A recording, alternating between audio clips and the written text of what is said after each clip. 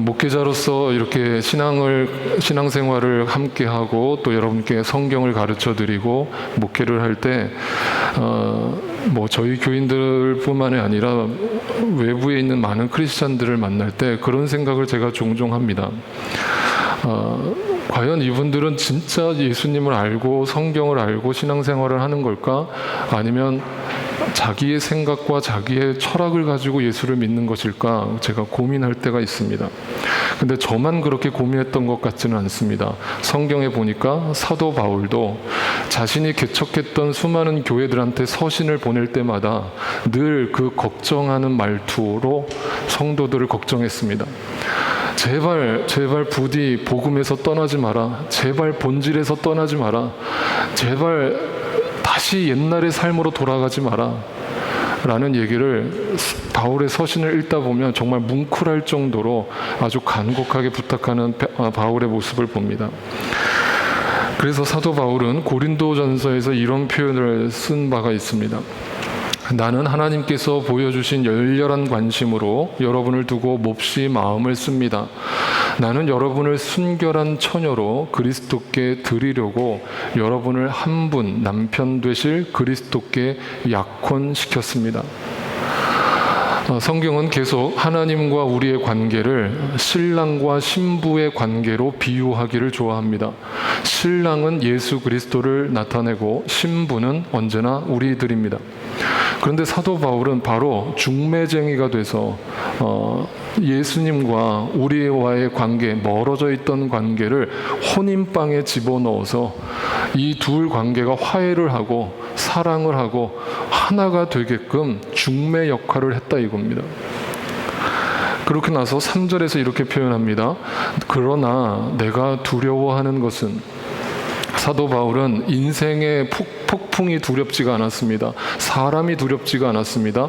그들이 뭐에 빠질까봐 두려웠습니다. 뭐냐면 뱀이 그 간사한 꾀로 하와를 속인 것과 같이 여러분의 생각이 부패해서 여러분이 그리스도께 대한 진실함과 순결함을 저버리게 되지는 않을까 하는 것입니다. 여러분이 이렇게 내가 여러분을 신혼방에 집어넣어서 예수님과 하나가 되게 하고 예수님과 이제 한 몸이 되게 만들었는데 여러분이 또 그걸 잊어버리고 뱀의 유혹에 넘어가서 눈에 보이는 걸 집착하게 되고 그리스도께서 주신 그 진실함과 순결함의 본질의 신앙을 잃어버리게 되지 않을까, 나는 그게 두렵습니다. 라는 고백이었습니다. 그리고 나서 이런 고백을 이어갑니다. 어떤 사람이 와서, 교회 안에 어떤 사람이 와서 우리가 전하지 않는 다른 예수를 전해도 여러분은 그러한 사람을 잘도 용납합니다. 여러분은 우리에게서 받지 아니한 다른 영을 잘도 받아들이고 우리에게서 받지 아니한 다른 복음을 잘도 받아들입니다. 분명히 표현을 했습니다. 다른 예수가 있고 다른 영이 있고 다른 복음이 있답니다. 어디에요? 교회 안에. 교회 바깥을 얘기하는 게 아닙니다. 교회 안에 다른 예수가 있답니다. 그런데 그 얘기를 들으면 왜 넘어가겠습니까? 왜 그 말에 쉽게 우리가 유혹당하겠습니까? 그 말이 듣기 좋은 겁니다. 달콤한 겁니다. 행복해지는 겁니다. 여기서 중요한 표현이 뭡니까? 전한 적이 없답니다. 사도 바울은 그렇게 복음을 가르친 적이 없답니다. 또 보니까 받지 아니한, 나는 그런 예수를 받아서 여러분께 가르친 적이 없습니다. 받지 아니했습니다. 네. 이제 저희 교회에 이렇게 6년 동안 계신 분들도 계시고 오신 지 얼마 안 된 분들도 계시지만 여러분, 제가 여러분께 꼭 한 가지 부탁드리고 싶은 게 있어요. 여러분, 모르시는 거는 괜찮아요. 모르시는 게 절대 죄는 아닙니다. 그런데 아는 척을 하면 그게 문제입니다. 아는 척을 해버리면 내가 모른다는 걸 부정해버리기 때문에 안다라고 생각하면서 살게 되는 겁니다. 근데 차라리 목사님 저는 아무것도 몰라요 하시는 분들은 저는 웰컴입니다. 그러면 제가 성경을 다시 가르쳐 드릴 수 있습니다. 그런데 저 어디서 많이 들었어요. 다 알고 있어요. 이렇게 신앙생활하는 거 알아요 하는데 들어보면 다 틀린 얘기를 하고 있는 겁니다. 엉뚱한 얘기를 하는 겁니다. 여러분, 그거를 걷어내지 않으면 여러분 진짜 예수를 만날 수가 없습니다. 제발 부탁이지만 다른 교회에서 이렇게 하는데요, 다른 목사님은 이렇게 하는데요, 그 얘기 저한테 하지 마십시오. 그렇게 하는 분들 없습니다. 제가 그냥 높아심에 하는 얘기입니다. 그런 얘기 하지 마십시오. 성경에 있느냐 없느냐를 가지고 저한테 와서 얘기를 하십시오. 목사님, 성경에 이거 있는데 왜 목사님 그대로 안 하십니까? 그러면 제가 회개하고 그대로 할 겁니다. 근데 어디서 다른 교회가 그렇게 하던데요? 이런 말 하지 마십시오. 저는 그렇게 여러분을 복음을 가르친 적 없고 여러분께 그렇게 성경을 가르쳐 드린 적 없습니다. 그런데 오늘날 교회 안의 풍토를 보면 현실은 이렇습니다. 오늘날 교회의 현실을 그대로 민낯을 보여드립니다.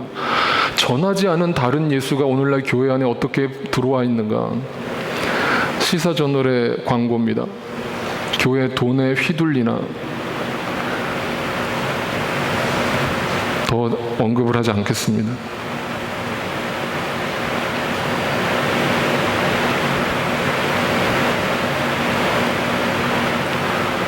다른 예수입니다. 예수를 정말 만난 사람은 이렇게 살 수 없습니다. 그런데 오늘 우리는 그 속에 있으면서 그 기득권을 지키기 위해서 온갖 술수를 쓰고 편법을 쓰고 그러면서 큰 예배당에 모여서 하나님을 거룩하게 찬양합니다. 좀 심한 말로 합니다. 역겹습니다. 역겹습니다. 예수님이 이 땅에 다시 오셨다면 그 성전을 다 쓸어버리셨을 겁니다. 제가 존경하는 고 옥하는 목사님이 있습니다. 사랑의 교회 원로 목사님이시고 지금은 소천하셨습니다만, 그 목사님이 살아생전에 교역자들을 모아놓고 목회자들을 모아놓고 이런 설교를 하신 적이 있습니다. 다시 한번 여러분과 잠깐 생각해 보겠습니다. 로렌 커닝햄, 여러분 아시잖아요. 20세기의 선지자입니다. 그만큼 능력 있고 신실한 선교사가 어디 또 있어요. 그분이 얼마 전에 한국을 다녀가가지고 호주 시드니에 가가지고 조그마한 기도회를 하는 기도 모임에서 자기 속에 있는 이야기를 했어요. 내가 한 가지 예언을 하는데 주님이 나에게 예언을 주셨다. 이번에 한국 방문을 했는데 한국 교회가 너무 돈을 사랑한다. 한국 교회 지도자들 너무 음란하다. 그런데 그 사람이 하나 못 본 거 있어요. 한국 교회 너무 거짓말 잘해요. 거짓말은 그냥 눈 하나 깜짝 안 하고 해요. 총회장이라고 하는 사람부터 시작해서 여기서 이 말하고 저기서 저 말하고 나중에 안 했다 하고. 오늘날 우리의 도덕성이 얼마나 마비되었는지 압니까 여러분? 네? 내가 우리 모두가 돈을 얼마나 사랑하는지 증명을 하려면 얼마든지 증명할 수 있어요. 오늘날 목사들이 돈 때문에 전부 다 지금 영적으로 병이 들어도 지금 문둥이 병이 들었다는 걸 여러분이 알아요. 돈 앞에 맥을 못 쳐요. 지금 교단 안에 문제가 되고 있는 심각한 이 지금 문제 배후에는 돈이 깔려 있잖아요. 돈이 깔려 있어요. 얼마나 돈을 사랑해요. 돈을 사랑해. 총회장 선거할 때도 마찬가지 아니에요. 봉투가 어느 것이 두터우냐를 놓고 선거를 하지 않아요. 어떻게 그렇게 쥐어쥐어하는 사람이 거짓말을 함부로 합니까? 어떻게 쥐어쥐어하는 사람이 돈의 노예가 되어서 그렇게 돈론합니까? 한국교회 모든 책임은 교역자가 져야 합니다. 교역자가 돈 사랑하지 않는데 교인들이 돈 사랑하려고 하겠어요? 교역자가 음란하지 않는데 교인들이 간음죄를 범하겠어요? 교역자가 거짓말을 하지 않기 위해서 벌벌 떠는데 교인들이 거짓말을 함부로 하겠어요? 오늘날 한국교회 총체적인 위기는 교역자가 책임져야 돼요.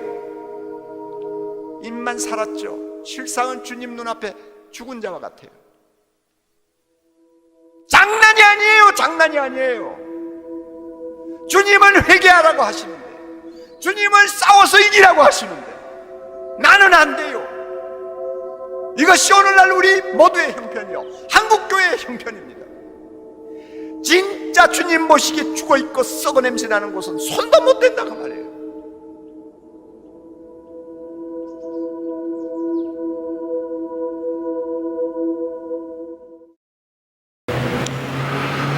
갈라디아서 4장에서는 이렇게 또 표현을 합니다. 그런데 전에는 여러분이 하나님을 알지 못해서 본디 하나님이 아닌 것들의 종노릇을 하였지만 이제는 여러분이 하나님을 알 뿐만 아니라 하나님께서 여러분을 알아주셨습니다. 그런데 어찌하여 그 무력하고 천하고 유치한 교훈으로 되돌아가서 또다시 그것들에게 종노릇하려고 합니까? 전에는, 지금은, 그런데 어찌하여 또다시, 오늘날만의 이야기가 아니라는 겁니다. 초대교회 안에도 동일한 일들이 벌어지고 있었습니다. 오늘 본문 4장 17절 18절을 보면 그러므로 나는 주님 안에서 간곡히 권고합니다. 이런 표현들이 나오는 것은요, 사도 바울의 심정이 느껴지셔야 돼요. 교인들을 향해서 간곡히 부탁합니다. 이제부터 여러분들은 이방 사람들이 허망한 생각으로 살아가는 것과 같이 살아가지 마십시오. 그들은 자기들 속에 있는 무지와 자기들의 마음의 완고함 때문에 지각이 어두워지고 하나님의 생명에서 떠나 있습니다. 이방 사람들의 특징을 뭐라고 설명하느냐? 허망한 생각을 갖고 산답니다. 허망한 생각이 뭔 줄 아십니까? 이걸 원어적으로 정확하게 풀면 초점이 없는 것, 목표가 없는 것입니다. 그것이 방황하는 것입니다. 그것이 믿지 않는 자들의 이 땅을 살아가는 방식입니다. 뭔가를 많이 소유하는 것 같지만, 뭔가 대단히 많은 걸 자기가 하는 것 같지만, 그렇게 살다가 죽기 전에 자기 인생을 돌아보면 허무한 겁니다. 그것이 인간의 근본적인 죄입니다. 그걸 갖다가 뭐라고 표현했습니까? 무지한답니다. 무지와 자기들의 마음의 완고함이 뭡니까? 네? 끈질기게 고집스럽게 이 말입니다. 끝까지 자기는 예수 안 믿겠답니다. 끝까지 자기는 혼자 잘 살 수 있답니다. 잘 보세요. 이 무지와 완고함이 뭡니까? 그게 허무함과 연결되는 거예요. 동일한 말입니다.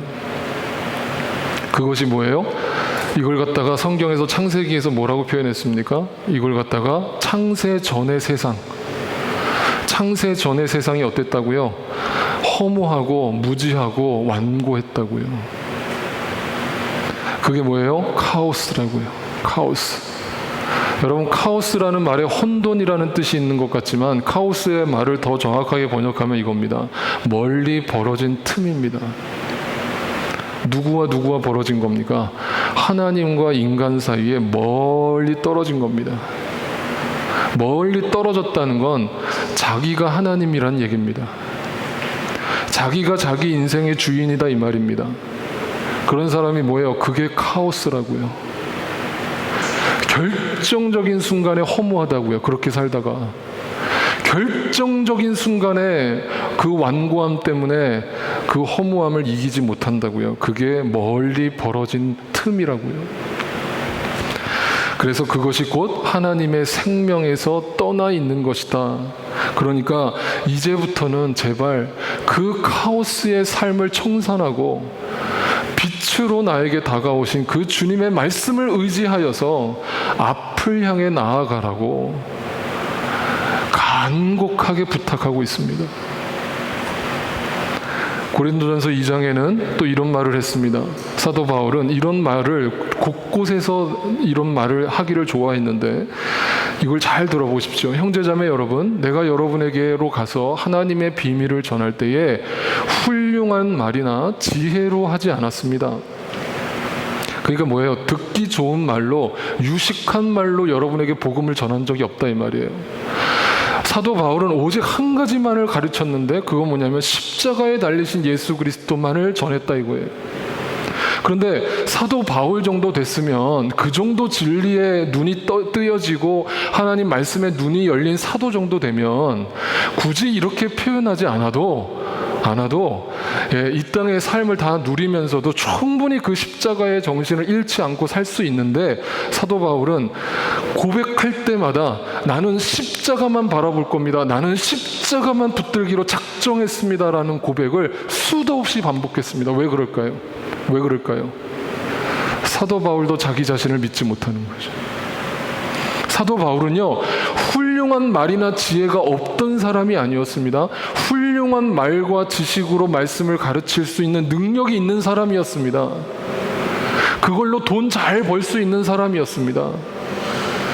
근데 그걸 다 내려놓고 십자가의 예수만 전하기로 했다. 이 말을 오늘날 교회가 새겨들어야 됩니다. 오늘날 교회는 아까 제가 그 타락한 다른 예수를 전하고 있는 교회의 실상을 보여드린 것처럼 훌륭한 말과 지혜로 복음을 대체해버렸습니다. 십자가의 정신을 그럴싸하게 포장을 해버려서 아름답게 보기 좋게 포장을 해버렸습니다. 그래서 다 이구동성으로 하는 말이 뭐냐면 괜찮답니다. 그렇게 살아도. 다 그렇게 살아도 괜찮답니다. 꼭 그렇게 십자가 하면서 살지 않아도 된답니다. 적당하게 살랍니다. 여러분, 이거를 다른 말로 바꾸면 이겁니다. 오늘날에 드러나고 있는 현실은 율법주의와 인본주의로 설교를 한 적이 없다 이 말입니다. 율법주의는 뭐라고 그랬습니까? 제가 여기서 입이 아프게 말씀드렸죠. 율법주의가 뭡니까? 율법은 나쁜 게 아닙니다. 율법은 반드시 필요한 것이라고 그랬습니다. 죄를 깨닫게 하는 도구입니다. 그런데 율법주의는 뭡니까?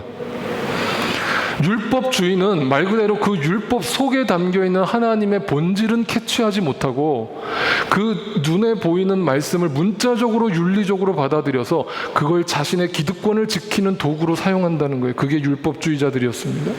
그래서 율법이란 뭐냐면 진리의 도구에 불과한 율법을 진리로 착각하는 사람들입니다.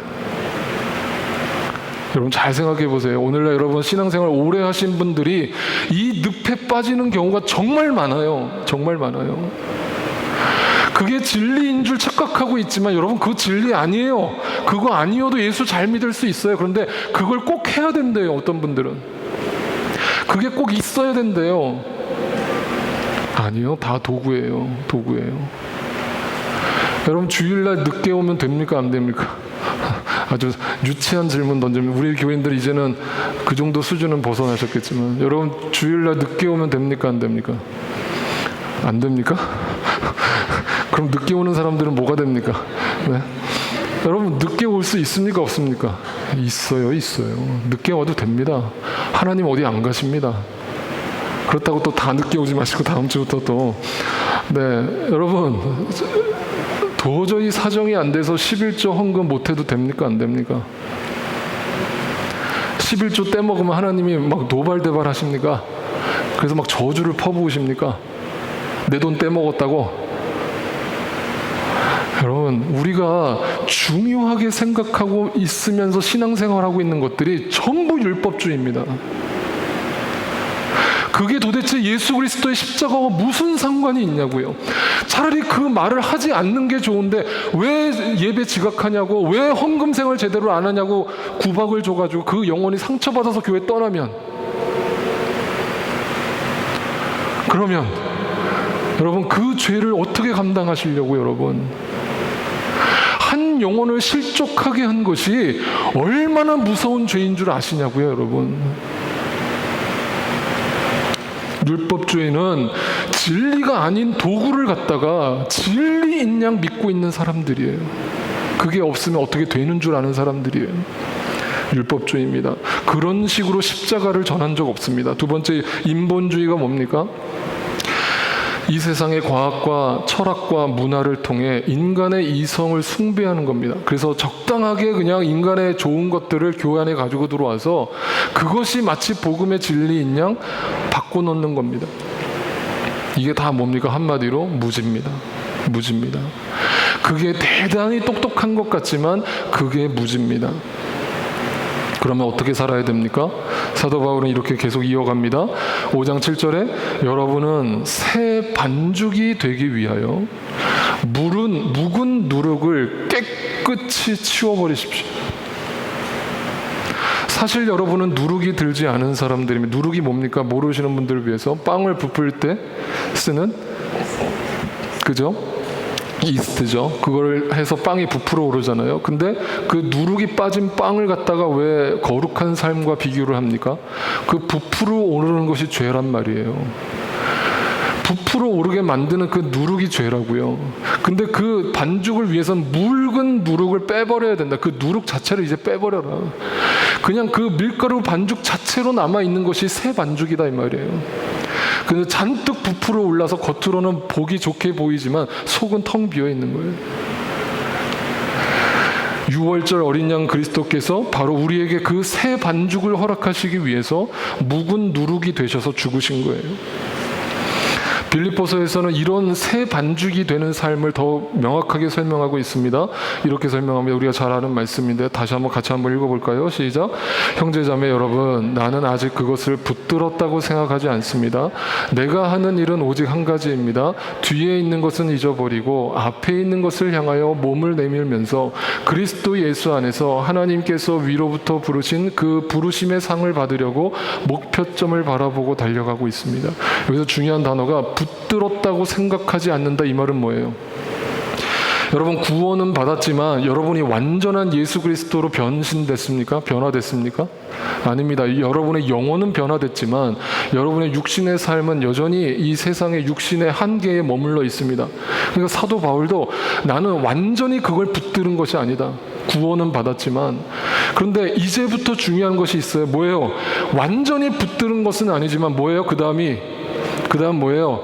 뒤에 있는 것을 잊어버려야 해요. 더 이상 no turning back, 뒤로 돌아갈 수는 없어요. 더 이상 세상 사람들이 사는 방식으로 돌아갈 수 없어요.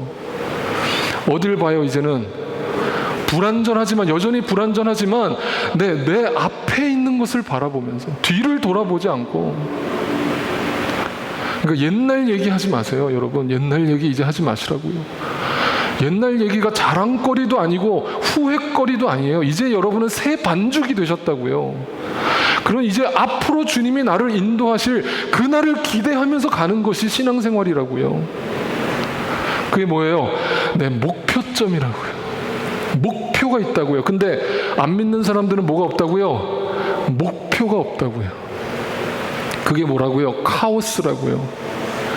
그게 허무함이라고요. 그게 공허함이라고요. 잘 보세요. 이걸 갖다가 뭐라고 그래요? 이걸 갖다가 한마디로 신학적 용어로 성화라고 하는 겁니다. 내가 완전히 그리스도의 사람으로 변화된 건 아니지만 이제부터 뒤의 것을 보지 않고 앞에 목표를 바라보고 그 천국의 소망을 가지고 이제 하루하루 달라지는 삶을 살아가기 시작하는 것, 그것이 성화입니다. 그러면 예수를 지난주 말씀드린 것처럼 어린 아이의 일을 버릴 수밖에 없고 이제부터 여러분은 반드시 성장해야 된다는 거예요. 성숙해야 된다는 거예요. 이제 웬만한 말로는 시험 들지 마세요, 여러분. 누가 무슨 말했다, 누가 무슨 말했다. 목사님 시험 들었어요, 상처받았어요. 이해는 가고 아픈 마음 제가 위로는 해드리지만 언제까지 여러분 사람 말에 위로받고 상처받으면서 사실 거예요? 그런 말씀은 이제 한 귀로 듣고 한 귀로 흘려버릴 정도로 성숙해지셔야죠. 네? 사람 말이라는 게 진실이 있습니까? 진리입니까? 사람 말이? 누가 나한테 좀 험한 말을 하면 그게 진실입니까? 진리입니까? 그 사람이 나를 100% 알고 한 말입니까? 그런데 그 말을 듣고 잠 못 이루고 고민하고 그 사람 때문에 관계가 불편해지고 하는 모습들을 제가 옆에서 보면 안타깝고 아픈 마음을 위로하고 싶은 마음이지만 언제까지 여러분 그 상태에 머물 겁니까? 이제는 눈물을 닦으셔야죠. 이제는 앞을 보고 가셔야죠. 그게 성화입니다. 디모데후서에서 보면 사도 바울이 이런 표현을 한 적이 있습니다. 나는 이미 부어드린 제물로, 이 부어드린 제물이라는 말이 이해가 안 가시는 분들이 계실까 봐 원래 원어 성경에는 관제라고 표현되어 있는데 이건 제사법 중에 하나입니다. 그러니까 이 비유를 썼는데 사도 바울이 관제라는 게 뭐냐면 이렇게 물을 부어가지고 그 자신의 죄를 씻는 행위, 오늘날 세례랑 비슷한 제사법이었어요. 그런데 사도 바울이 자신의 인생을 관제로 비유를 했어요. 뭐냐면 물을 다 따르면 어떻게 됩니까, 여러분? 계속 따르면 물이 계속 나옵니까? 네? 물이 언젠가는 끝나죠. 그러면 자기의 인생을 뭐로 비유한 거예요? 네, 관제. 물을 붓는 자기의 인생도 이제 끝이 났다 이 말이에요. 그러니까 사도 바울이 지금 이제 죽을 날을 바라보고 있는 거예요. 이제 나 세상 다 살았다. 근데 뭐를 우리가 잘 아는 고백을 하는 거예요. 사도 바울이 뭐라고 합니까? 나는 선한 싸움을 다 싸우고 그러니까 그 싸움을 매일 했다는 얘기입니까? 어쩌다 한 번 했다는 얘기입니까? 매일 했다는 겁니다. 성화의 과정을 살아가기 위해서 반드시 전제되어야 되는 게 뭐냐면 싸움입니다. 싸움입니다. 나 자신과 싸워야 되고, 내 안에 있는 죄와 싸워야 되고, 사탄 마귀와 싸워야 되는 거예요. 그 죄와 싸워서 세상이 끝날 때 이런 고백을 하는 겁니다. 달려갈 길을 마치고 뭘 했다고요? 뭘 했다고요? 믿음을 지켰다고요.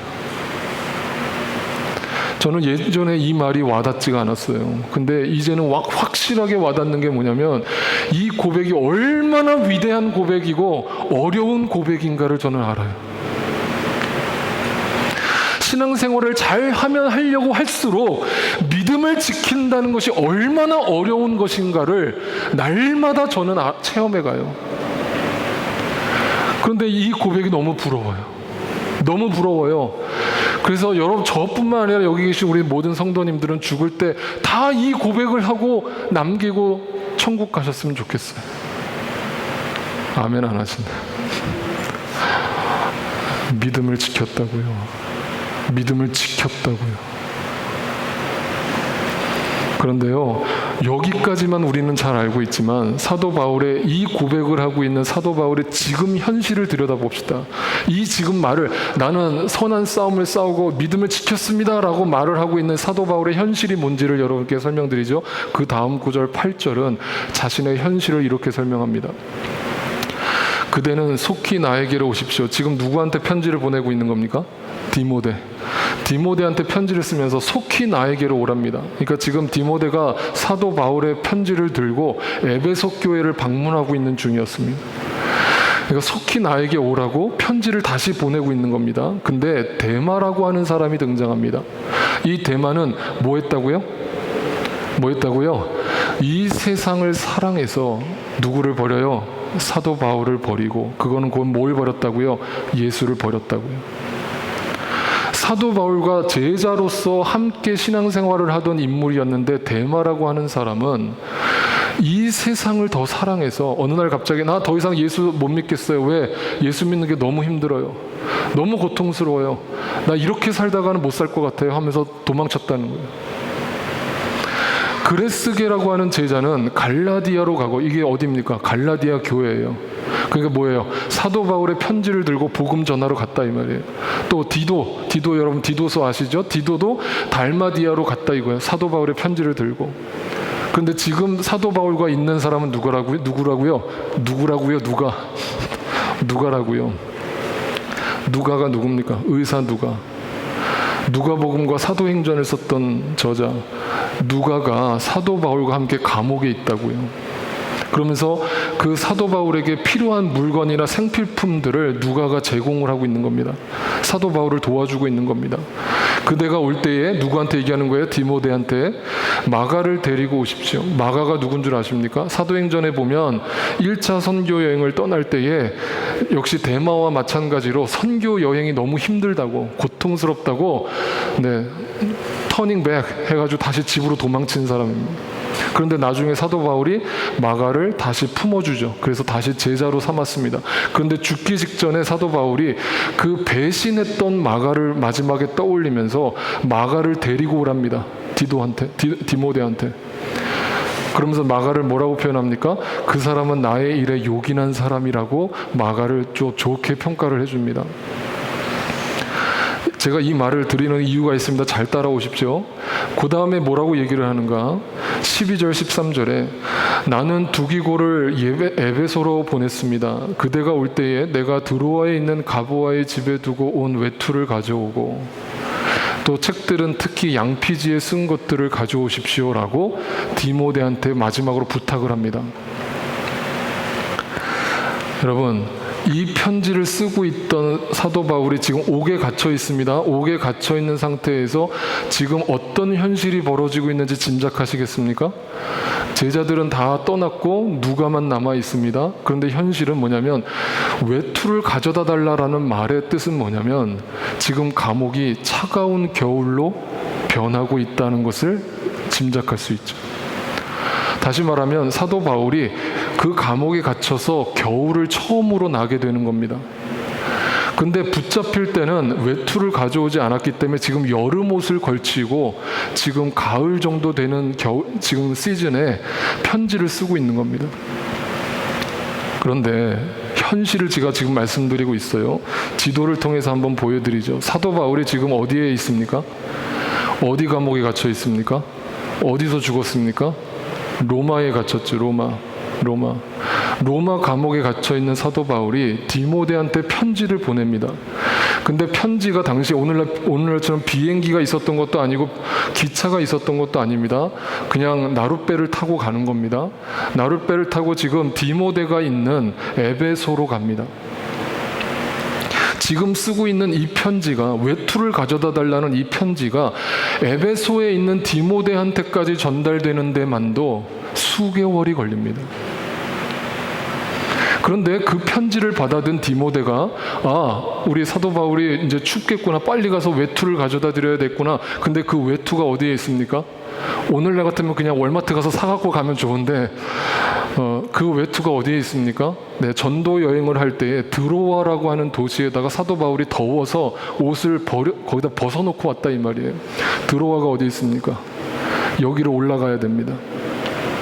다 도보로 가는 겁니다. 거기서 옷을 가져가지고 다시 로마의 감옥에 갇혀있는 바울에게까지 배를 타고 오는데, 여러분 짐작을 해보십시오. 얼마 정도의 시간이 걸리겠습니까? 네, 겨울 다 지나가겠죠. 네.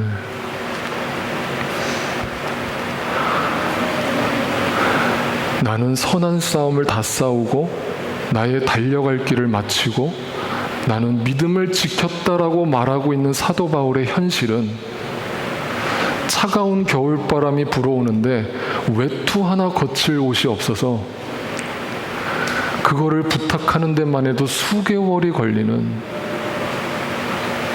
한마디로 현실은 참혹하게 그지없는 현실입니다. 만약 여러분이 그런 현실 속에 있다면 나는 믿음을 지켰다라는 고백을 하실 수 있겠습니까? 하실 수 있겠습니까? 하실 수 있겠습니까?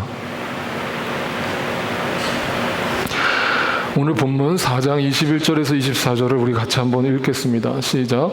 여러분이 예수 안에 있는 진리대로 그분에 관해서 듣고 또 그분 안에서 가르침을 받았으면 여러분은 지난날의 생활 방식대로 허망한 욕정을 따라 살다가 썩어 없어질 그 옛사람을 벗어버리고 마음의 영을 새롭게 하여 하나님의 형상을 따라 참 의로움과 참 거룩함으로 지으심을 받은 새 사람을 입으십시오. 새 사람을 입으십시오. 선한 싸움을 이어가십시오. 목표를 향해 뒤를 돌아보지 말고 가십시오. 한 단계 한 단계 계단을 올라가서 성장하십시오. 그런데 저는 복음서를 볼 때 위로를 받는 장면이 나옵니다. 예수님이 십자가를 우리를 대신해서 지실 때 예수님은 이미 충분히 매를 맞았기 때문에 그 몸이 허약하셔서 십자가의 무게를 감당할 수 없는 정도로 쇠약해 있었습니다. 그 길을 가다가 십자가를 메고 가다가 자꾸 쓰러지니까 누가 도와줍니까? 구레네 사람 시몬이 와서 대신 십자가를 져줍니다. 그러면 여러분 어떻게 그 장면을 이해하고 계십니까? 구레네 사람 시몬이 그 예수님이 자꾸 쓰러지는 모습을 옆에서 지켜보다가 마음에 감동이 와서 참 불쌍하다, 안 됐다, 내가 가서 좀 도와줘야겠구나 하고 가서 십자가를 대신 졌습니까? 성경은 이렇게 증언합니다. 그들은, 로마 병정들은 나가다가 시몬이라는 구레네 사람을 만나서 어떻게 해요? 억지로 예수의 십자가를 지고 가게 하였다. 억지로 예수의 십자가를 지고 가게 하였다.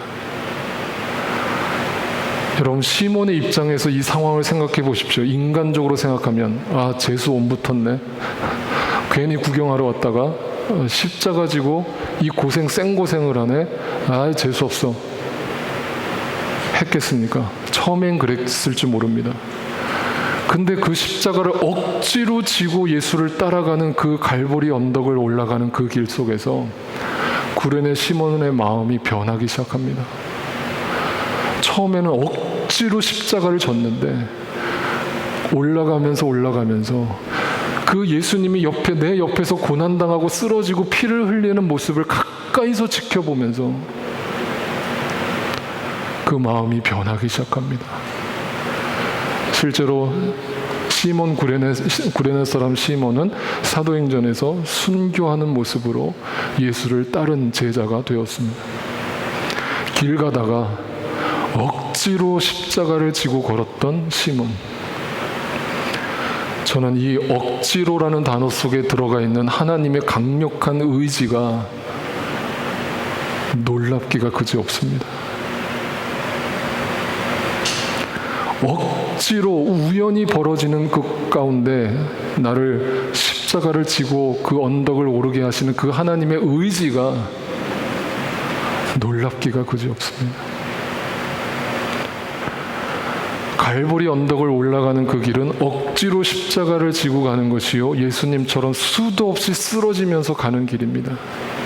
그러나 쓰러진다고 해서 포기하지는 않았습니다. 쓰러진다고 해서 예수님이나 시몬이나 그 길을 마다하지 않았습니다. 그 길을 계속 걸었습니다. 이것이 복음입니다. 이것이 교회입니다. 이것이 크리스찬입니다.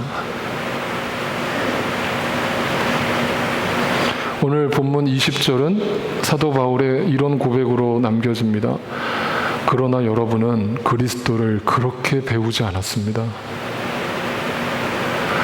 그렇게 배우지 않았습니다. 우리는 예수를 이렇게 배웠습니다. 저는 죽을 때까지 그리스도를 이렇게만 가르칠 거고 저도 그렇게 살 겁니다. 여러분, 제발 우리 돌아가지 말고 앞을 향해 배운 대로 그 길을 완주할 수 있게 되기를 주님의 이름으로 부탁합니다. 네, 기도하겠습니다.